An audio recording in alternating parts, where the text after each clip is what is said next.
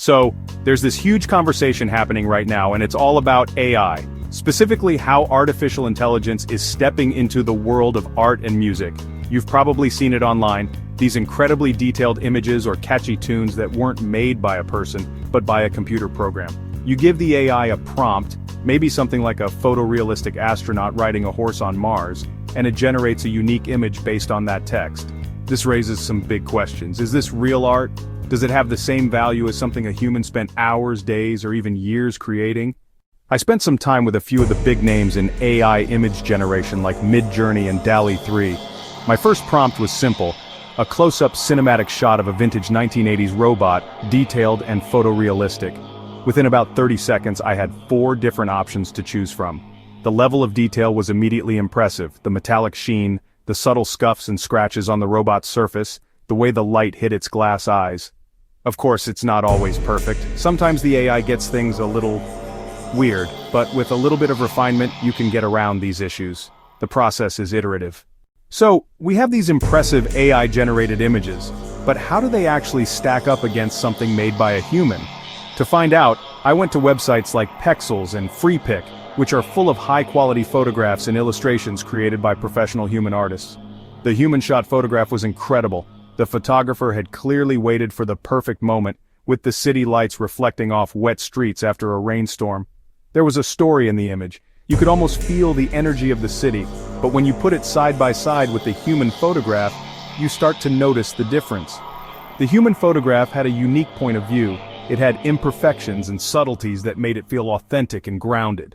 So how does an AI actually create an image of an astronaut riding a horse out of thin air?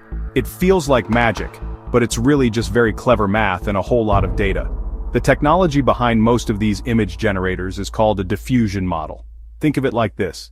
You start with a clear, perfect image. It does this for millions and millions of images.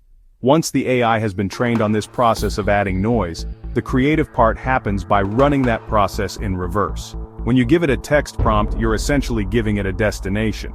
The AI starts with a screen full of random noise, pure static.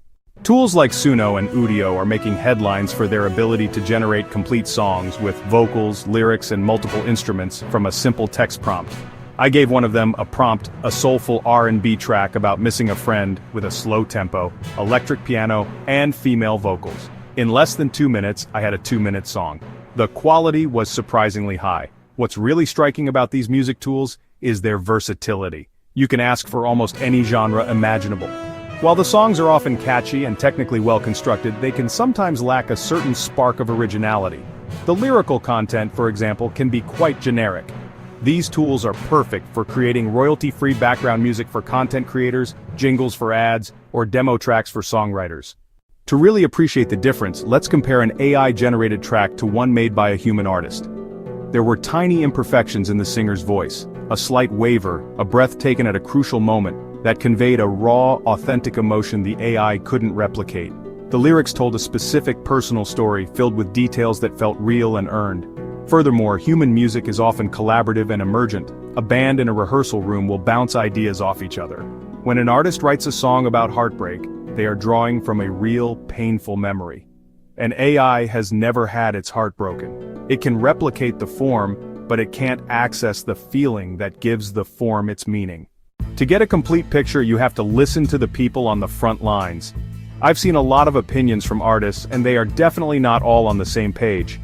Some, like digital artist Claire Silver, view AI as a revolutionary new tool, another step in the evolution of art. There are also major ethical and legal debates around the training data. These AI models were trained on billions of images scraped from the internet, many of which were copyrighted works of art. Tech experts and developers often frame the issue from a different perspective, seeing these tools as a way to democratize creativity for everyone.